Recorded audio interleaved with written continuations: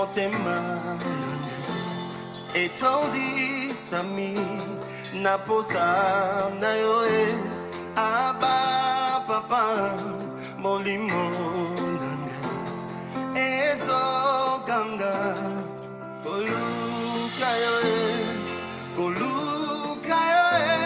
nana kotika teo kotambola na yo osambo temanga. Bien-aimés, nous voulons rendre grâce au Seigneur pour ce temps qui permet encore qu'une fois nous puissions partager la parole du Seigneur telle que Jésus l'a laissée à son Église. Nous sommes en train de développer un sujet important d'enseignement concernant le parler en langue. Le souci est d'enlever au sein de nos églises ce désordre parfois du parler en langue auquel nous-mêmes nous ne comprenons pas ce qui se passe et nous attribuons parfois ce désordre au Saint-Esprit. Nous avons parlé de beaucoup de choses et nous avons fait l'étude de 1 Corinthiens chapitre 14, verset par verset. Je tiens à vous rappeler quelque chose dans l'étude de 1 Corinthiens 14, verset par verset, tel que le Seigneur lui-même l'a dit dans sa parole, pour que nous puissions l'appliquer et non inventer des choses qui ne sont pas conformes à l'enseignement que Jésus-Christ a laissé. Et nous avons vu que dans 1 Corinthiens chapitre 14, quand nous lisons le verset 2, comme je vous l'ai expliqué, la parole nous dit d'une manière simple que celui qui parle en langue ne parle pas aux hommes. Je pense que le français est tellement clair. Dieu lui-même, ce n'est pas un pasteur qui l'enseigne, mais c'est Dieu qui enseigne à travers son serviteur apôtre Paul, poussé par le Saint-Esprit, pour nous révéler la pensée de Dieu. Nous ne devons pas oublier ce que le Seigneur lui-même a dit dans sa parole. Mes voix ne sont pas vos voix et vos pensées ne sont pas mes pensées. Ce que nous sommes en train de lire ici, c'est la pensée de Dieu concernant le parler en langue. Nous n'avons pas d'autre interprétation parce que la parole s'interprète elle-même. Dieu parle d'une manière claire que celui qui parle en langue ne parle pas aux hommes. Si nous prenons seulement ce contexte du verset 2, vous comprenez qu'en réalité, le parler en langue, ça ne concerne pas les hommes. Ça concerne Dieu et celui qui parle. Parce que la parole va plus loin pour dire, parle pas aux hommes, mais à Dieu. Et je vous ai dit que c'est de poser la question, quand l'homme est en train de parler à Dieu, qu'est-ce qu'il dit à Dieu? Si ce n'est la prière, l'adoration, la louange, la confession, qu'est-ce que l'homme peut dire à Dieu au moment où il est en train de parler en langue? Et nous avons vu ce que la parole a pu enseigner, que c'est en esprit qu'il dit les mystères. Il dit les mystères. Et je vous ai dit que les mystères, ce n'est pas par rapport à Dieu. C'est par rapport aux hommes qui sont là en train d'écouter sans comprendre ce qui est dit dans le parler en langue. Et nous avons vu d'autres passages importants que le Seigneur dit que celui qui prophétise, il a pour mission d'édifier l'Église. Et celui qui parle en langue s'édifie lui-même. Et nous avons dit que pour qu'il y ait édification, bien-aimé, il faut qu'il y ait compréhension. Si je ne comprends pas la langue auquel je suis en train de parler, soi-disant venant de l'esprit, je ne suis pas édifié. Parce que rien ne me convainc que ce que je suis en train de dire en langue vient de Dieu, puisque les mots, moi-même, je ne le comprends pas. Sur quelle base je peux dire aux gens que la langue que je parle vient de Dieu si moi-même je ne comprends pas le sens de la langue? C'est ainsi que dans le livre de Corinthiens 14 que nous avons fait des études, Dieu insiste sur l'interprétation. Ce n'est pas un pasteur, ce n'est pas un apôtre, c'est Dieu lui-même. Si l'interprétation n'était pas importante aux yeux de Dieu, Dieu ne devait pas parler de cela dans sa parole. C'est ainsi que la Bible dit que celui qui prophétise est plus grand que celui qui parle en langue. Ce n'est pas moi qui le dis, c'est l'Écriture qui le dit. Celui qui prophétise est plus grand que celui qui parle en langue. Et la suite, Dieu dit, en moins que ce dernier n'interprète pour que l'Église en reçoive l'édification. Ce que nous devons comprendre, bien-aimés, c'est que l'ensemble des dons que Dieu donne aux hommes, c'est pour l'édification de l'Église. Si un don n'arrive pas à édifier l'Église, il faut faire très attention et poser des questions si ce don vient de Dieu. Parce que Dieu n'est pas un Dieu de désordre, bien-aimés. Si nous, les hommes, nous avons du désordre, mais Dieu n'est pas désordonné. Il a organisé ces choses, il a donné la parole pour que nous puissions lire afin d'éviter le désordre, surtout dans le domaine où l'exercice du parler en langue au sein de l'Église. Je vous ai dit que moi je crois au parler en langue, parce que c'est biblique. Mais le parler en langue ne doit pas s'exercer au sein de l'Église dans le désordre. Il faut respecter ce que le Seigneur lui-même a dit dans sa parole. Et nous avons vu comment le parler en langue ou l'exercice de dons peuvent se faire au sein d'une église. Le Seigneur dit dans la parole qu'il n'est pas possible que dans une église qu'il y ait plusieurs personnes qui parlent à la fois. Ça craint le désordre.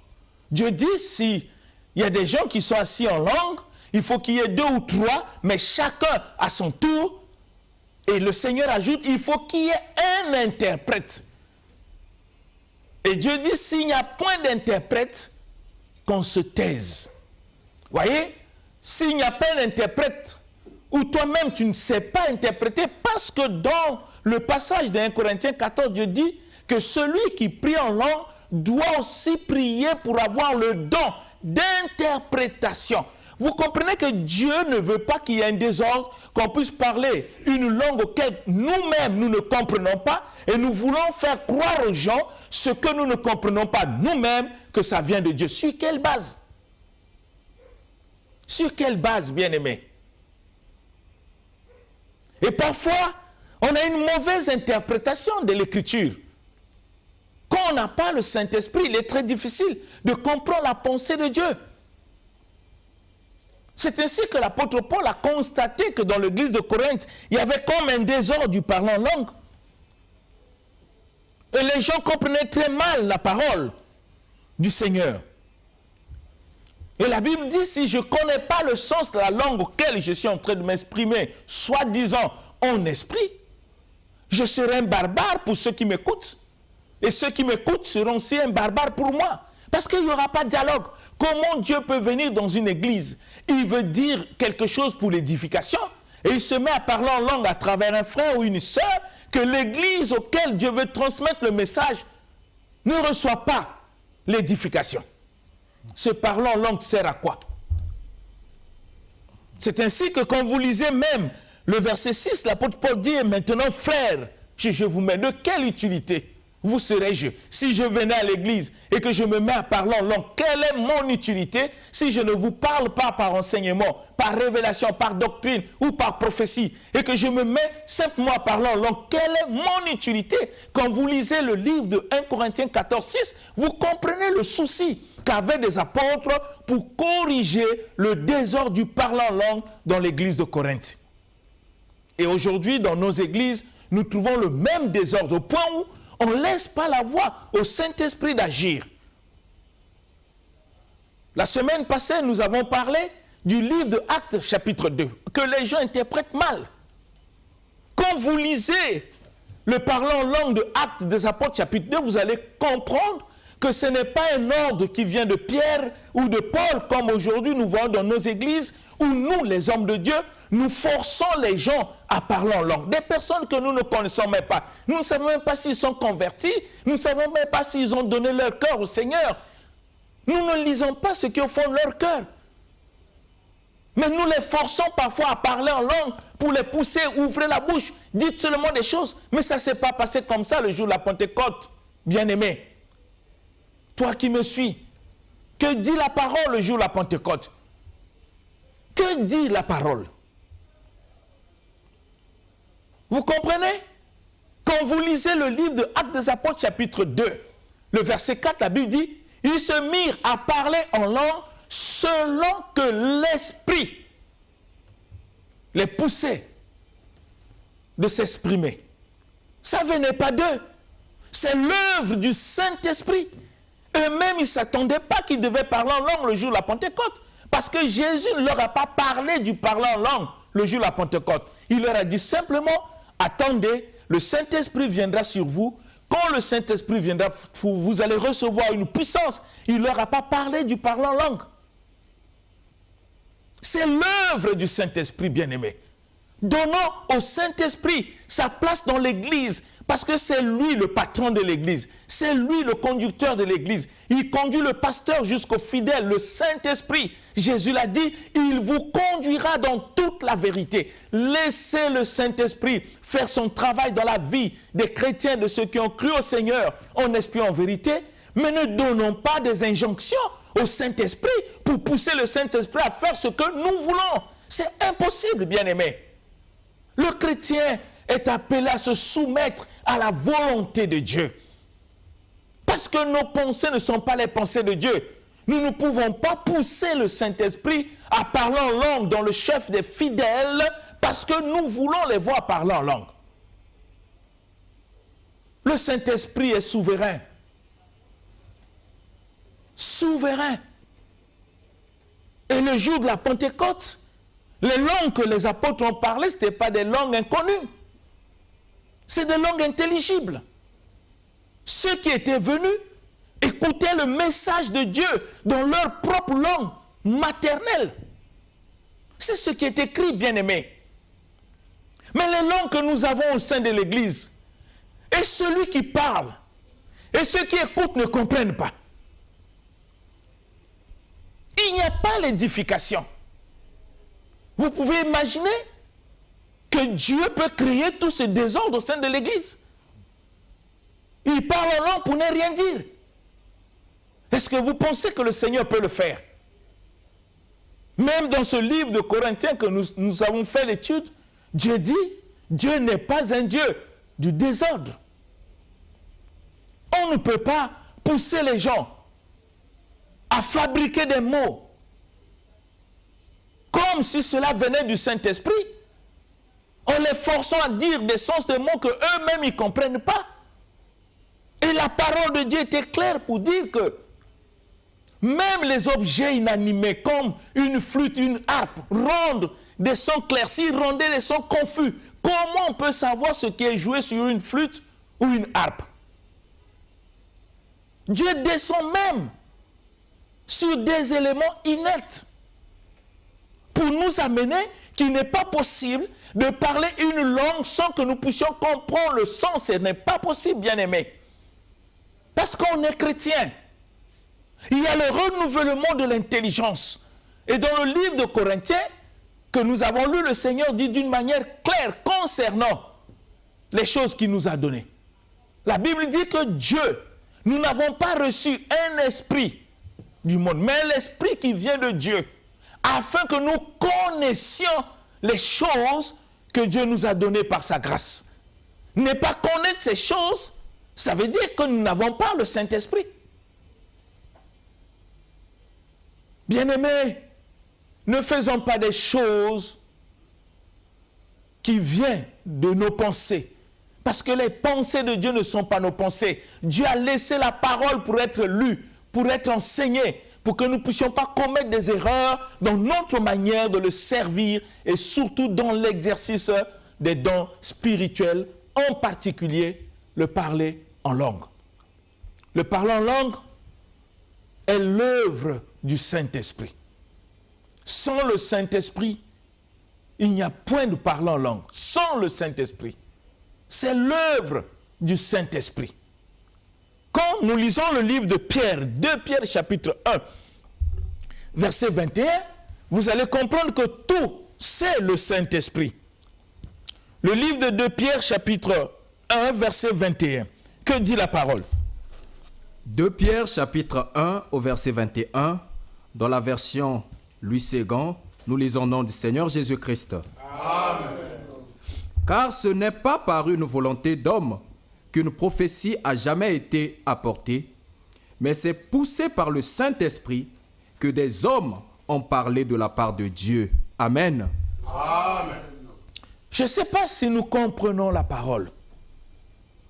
La Bible nous dit, la prophétie n'est pas l'émanation de la volonté humaine, de la sagesse humaine, de la pensée de l'homme.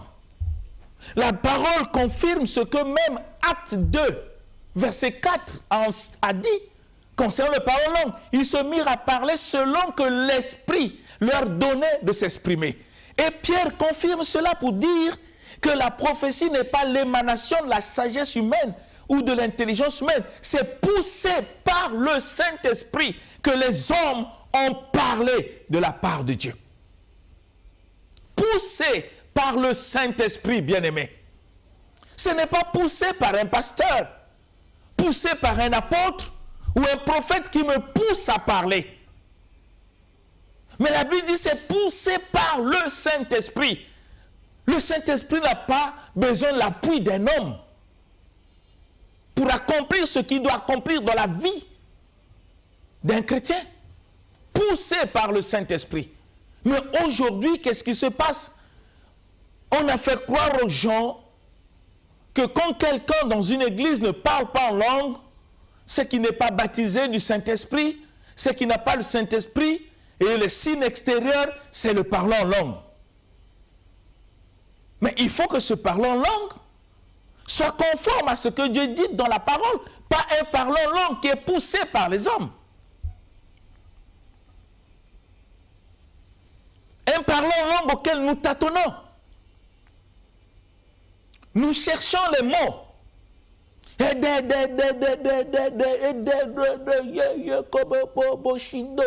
Écoutez, Dieu n'est pas bègue. Quand il veut parler, il parle d'une manière directe. Tout ce qu'on cherche à bricoler devient difficile. Même le corps n'arrive pas à articuler les mots qu'il faut. Il faut fabriquer le tâtonnement. Nous ne sommes plus au temps du tâtonnement. Parce que Christ est arrivé. On n'est plus dans l'ombre, bien-aimé. Les choses sont d'une manière claire et l'Esprit conduit parce que Jésus disait il est avantageux que je m'en aille. Si je ne m'en vais pas, le Saint-Esprit ne viendra pas. Mais le Saint-Esprit est là. Laissons le Saint-Esprit faire son œuvre au sein de l'Église. Laissons le Saint-Esprit faire son œuvre dans nos vies pour que nous puissions expérimenter ce qui est écrit, qui ne mane pas de la pensée des hommes, mais du Saint-Esprit. Afin que quand nous parlons en langue, nous devons parler une langue avec interprétation. J'insiste qu'un parlant en langue sans interprétation est inutile pour l'Église de Jésus-Christ. Parce que Dieu lui-même l'a dit.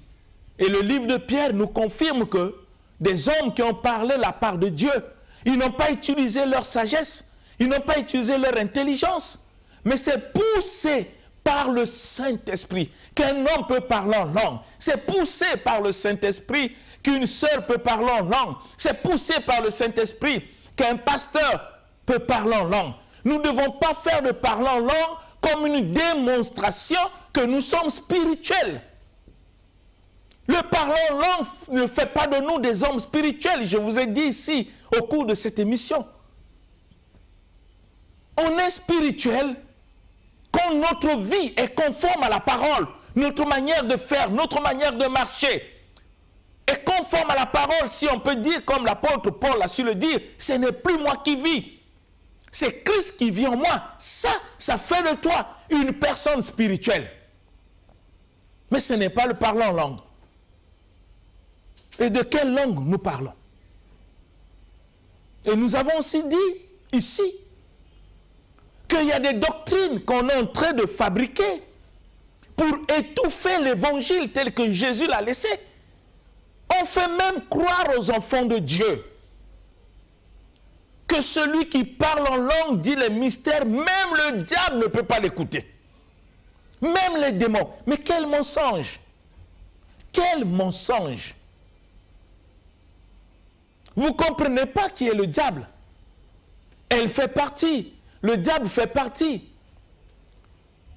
de la création spirituelle, c'est un ange. Vous pensez qu'avant sa chute, il parlait quelle langue? Le diable, avant sa chute, quand il était encore avec Dieu, il parlait quelle langue? N'oubliez pas que les anges sont à notre service pour donner les messages parfois de la part du Seigneur.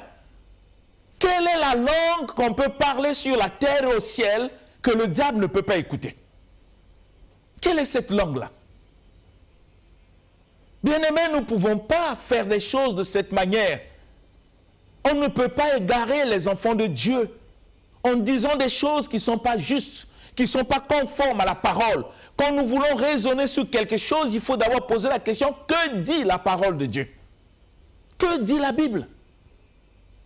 Nous ne pouvons pas laisser la parole de Dieu à côté pour essayer de fabriquer des choses selon notre expérience. Mais l'expérience d'un homme ne constitue pas une doctrine de l'Église.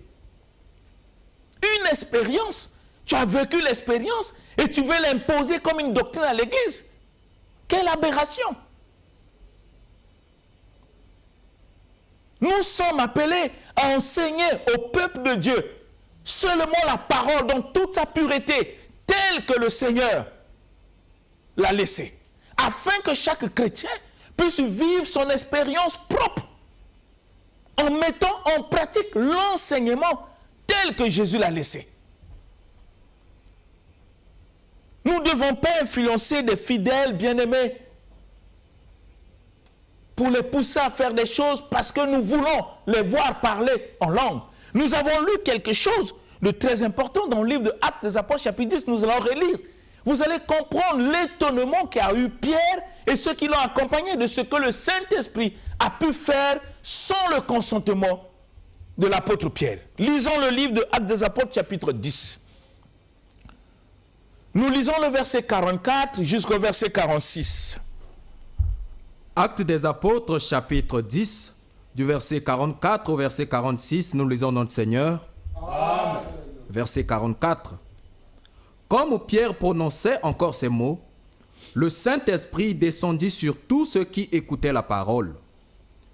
Tous les fidèles circoncis qui étaient venus avec Pierre furent étonnés de ce que le don du Saint-Esprit était aussi répandu sur les païens, car ils les entendaient parler en langue et glorifier Dieu. Amen. Amen. Vous comprenez, bien-aimés? Quelque chose d'extraordinaire. Pierre était chez Corneille, nous connaissons l'histoire. Chez Corneille, c'est un Romain. Un homme qui craignait Dieu, nous connaissons l'histoire de Corneille. Et la Bible dit que quand Pierre a commencé à annoncer l'évangile aux païens qui étaient là, tout à coup, je dis bien tout à coup, le Saint-Esprit s'est manifesté en eux et ils se mirent à parler en langue et glorifier Dieu. La question que nous devons nous poser, comment ceux qui étaient venus avec Pierre ont su que leur parlant en langue était en train de glorifier le Seigneur? Comment ils l'ont su? Si leur parlant en langue était un mystère pour ceux-là, comment ils ont su pour affirmer que ce qu'ils sont en train de dire en langue, ils sont en train de glorifier Dieu? Cela veut dire qu'ils étaient édifiés en l'écoutant, excepté cet étonnement. Pierre n'a jamais donné l'ordre aux païens auxquels il évangélisait de parler en langue ou de faire descendre le Saint-Esprit sur eux. Il était simplement en train d'annoncer l'évangile et tout à coup le Saint-Esprit s'est manifesté. C'est ce qui a créé l'étonnement. Ceux qui étaient venus avec l'apôtre Pierre étaient étonnés de voir que le don du Saint-Esprit s'est répandu aussi sur les païens. Pour montrer la souveraineté du Saint-Esprit, ce que Dieu est capable de faire sans l'aide de quelqu'un, même de ses serviteurs. Parce que nous-mêmes, les serviteurs de Dieu, nous sommes soumis à la volonté de Dieu par le Saint-Esprit. Le Saint-Esprit est le seul à conduire l'Église dans toute la vérité. Cela veut dire qu'un homme de Dieu qui n'a pas le Saint-Esprit, c'est qu'il n'appartient pas à Dieu. Vous ne pouvez pas faire des choses de Dieu sans le Saint-Esprit. C'est lui qui nous révèle, c'est lui qui nous conduit, c'est lui qui nous dit ce que nous devons faire pour que le Seigneur soit glorifié. Nous n'avons pas des injonctions à donner au Saint-Esprit ou l'ordre à donner au Saint-Esprit. Si le parlant en langue est l'œuvre du Saint-Esprit, comment pouvez-vous expliquer qu'un pasteur puisse ordonner au Saint-Esprit de parler à travers les fidèles? Ouvre la bouche et parle. Qui parle exactement? C'est le fidèle ou c'est le Saint-Esprit? Bien-aimés, c'est afin que nous puissions éviter le désordre. Dieu veut qu'il y ait l'ordre dans l'Église, dans l'exercice des dons spirituels que le Seigneur veut voir être manifestes au sein de son Église. Les dons, c'est l'œuvre du Saint-Esprit. Regardez dans Actes des Apôtres, chapitre. Regardez Actes des Apôtres. Dans Actes des Apôtres, bien-aimés, chapitre 19, vous allez voir encore comment le Saint-Esprit s'est manifesté sans le consentement de l'apôtre. Actes 19, versets 5 à 7. Vous allez voir comment le Saint-Esprit s'est manifesté sans le consentement de l'apôtre pour montrer la souveraineté que le Saint-Esprit est capable de faire des choses sans l'aide d'une personne. Actes des Apôtres, chapitre 19, du verset 5 au verset 7, nous lisons notre Seigneur. Amen. Sur ces paroles, ils furent baptisés au nom du Seigneur Jésus. Lorsque Paul leur eut imposé les mains, le Saint-Esprit vint sur eux et ils parlaient en langue et prophétisaient. Ils étaient en tout environ 12 hommes. Amen. Amen. Paul a fait qu'imposer les mains, mais il n'a jamais ordonné à ces personnes de parler en langue. Je n'ai jamais vu dans la Bible un apôtre demander aux gens de parler en langue. Je le vois seulement dans nos églises. Je n'ai jamais vu un apôtre le faire.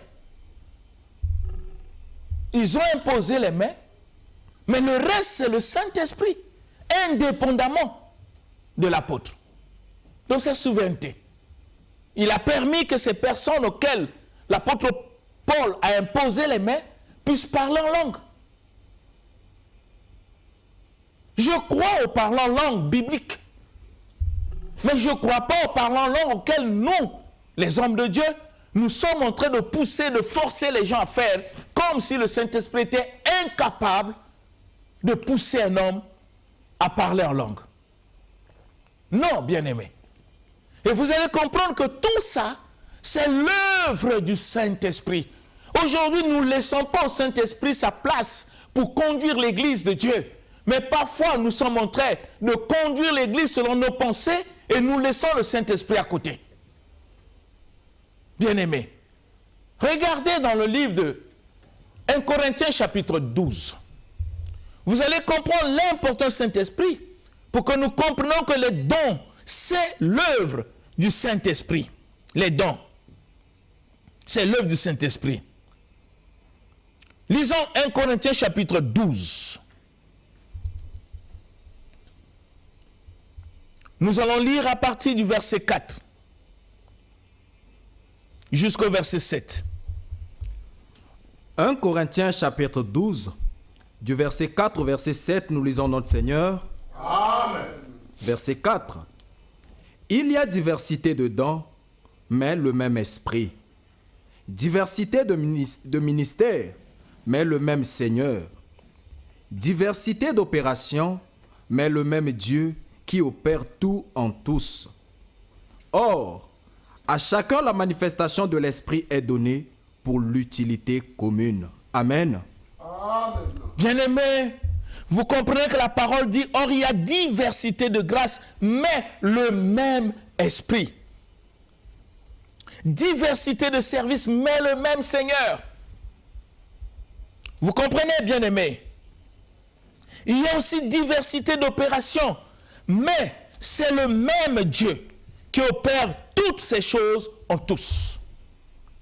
Et la parole va plus loin pour nous dire, or à chacun est donné la manifestation de l'Esprit pour l'utilité commune. Il n'y a pas de dons singletants. Des dons seuls, ce n'est pas possible.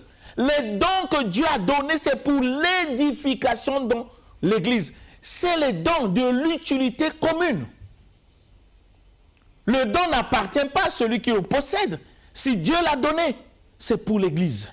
Si Dieu m'a établi place pasteur, ce n'est pas pour ma famille, c'est pour son Église. Si tu es établi apôtre, c'est pour son Église. Prophète, c'est pour son Église.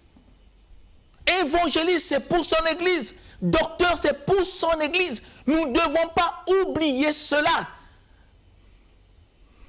Nous devons être soumis à la volonté de Dieu pour servir Dieu au sein de son Église. C'est ainsi que le verset 11 du même chapitre, vous allez comprendre l'importance du Saint-Esprit qui est en train de faire ces choses au sein de l'Église pour notre édification spirituelle. Le verset 11 dit, 1 Corinthiens chapitre 12 au verset 11, nous lisons notre Seigneur. Amen. Un seul et même esprit opère toutes ces choses, les distribuant à chacun en particulier comme il veut. Amen. Amen. Un seul et même esprit, un seul et même esprit opère toutes ces choses, les distribuant à chacun comme il le veut, pas comme le pasteur le veut, pas comme l'apôtre le veut, pas comme l'évangéliste le veut, pas comme le docteur le veut, pas comme le prophète le veut, comme lui le veut. Ça veut dire qu'au sein d'une église, si le Saint-Esprit veut qu'une personne parle en langue, il n'a pas besoin du conseil du pasteur ou de l'apôtre ou du prophète pour lui dire ce qu'il doit faire dans la vie d'un frère ou d'une sœur. Parce que lui distribue les dons comme il le veut. La manifestation des dons n'est pas la volonté de ceux qui possèdent les dons, mais la volonté de celui qui leur a donné ce don-là. Et c'est lui qui doit te dire quel moment tu peux exercer les dons. Parce qu'on ne l'exerce pas pour le plaisir, pour montrer ou faire une démonstration. On l'exerce pour que Dieu soit glorifié. Mais aujourd'hui, les dons pour nous deviennent comme l'objet de fierté et surtout le parler en langue. On rentre, on est fatigué. On vient sur la chair, on n'a même pas commencé de prier. Jésus. Oui, ça devient comme un jeu. Quand on fait tout ça, ça édifie qui? Et tant que Dieu fait des choses pour l'édification, et le don s'exerce pour l'utilité commune. Mais quand je fais de ça l'objet d'une fierté individuelle pour impressionner les gens, où est la place de Dieu là? La place de Dieu est où? Bien-aimés, ne prenons pas des dons spirituels, et particulièrement le parlant en langue, pour nous manifester et prendre la place de Dieu afin que les gens sachent que nous sommes spirituels. Non, ne faisons pas cela. Laissons le Saint-Esprit nous conduire. Soumettons-nous à la volonté de Dieu pour que Dieu puisse faire de nous ce qu'il veut, comme l'apôtre Paul disait au Seigneur lors de sa conversion, « Seigneur, que veux-tu que je fasse ?» Il n'avait pas le droit de décider quoi. Il dit, Seigneur, que veux-tu? Faisons ce que l'Esprit veut. Pas ce que nous voulons voir. Pour impressionner les hommes. Dieu n'est pas là pour impressionner les gens. Dieu est là pour édifier son Église. Et édifier des personnes. Bien-aimé, je veux que tu puisses réaliser, penser. Si dans nos pensées, nous voulons imposer à Dieu ou au Saint-Esprit des choses, nous devons comprendre, nous tapons à côté. Mais si nous nous laissons conduire par le Saint-Esprit, Nous allons voir les merveilles de ce qui est écrit et nous allons glorifier Dieu chaque jour, chaque heure pour dire le Seigneur est merveilleux. Ne faisons pas les choses pour faire des démonstrations charnelles afin que les hommes, les frères et sœurs sachent que nous sommes spirituels parce que nous voulons les impressionner en utilisant un parlant en langue que nous-mêmes nous ne comprenons pas. Tu veux tousser, tu veux manger, toi-même tu ne comprends pas ce que tu es en train de dire. Mais quand même tu es fier d'utiliser une langue que tu ne comprends pas. Oui, même que ce n'est pas possible. Comment on peut être fier de parler quelque chose qu'on ne comprend pas? Va vers Dieu, dis Seigneur, ce qui se passe dans ma bouche, moi-même je ne comprends pas. Ta parole dit que quand je parle, il faut que je sois édifié. Il faut que j'ai l'interprétation. J'en ai pas. C'est quel désordre? C'est ce qui est dit. Je veux que tu puisses réfléchir, mon frère. La parole nous est donnée pour manifester l'amour de Dieu. Parce que Dieu ne veut pas que nous puissions être dans l'erreur. Il est la vérité et il veut nous conduire dans la vérité de l'évangile. Laissons nos grimaces. Laissons ces grimaces pour impressionner. Le Saint-Esprit n'impressionne pas.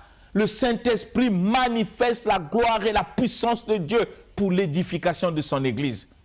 Que ça puisse être ainsi, afin que nos églises ne puissent pas être conduites par la sagesse humaine, mais par le Saint-Esprit, comme le Seigneur Jésus lui-même a dit, le Saint-Esprit vous conduira dans toute la vérité, afin qu'au sein de nos églises, que le parler en langue puisse être conforme à ce que le Seigneur nous enseigne dans sa parole. Que ça puisse être ainsi au nom puissant de Jésus-Christ. Amen. Amen. L'émission Parole de vie avec le pasteur Lévi Nikwe, chaque mardi à partir de 17h10 sur DRTV International. Papa, motema etandi sami naposa na yo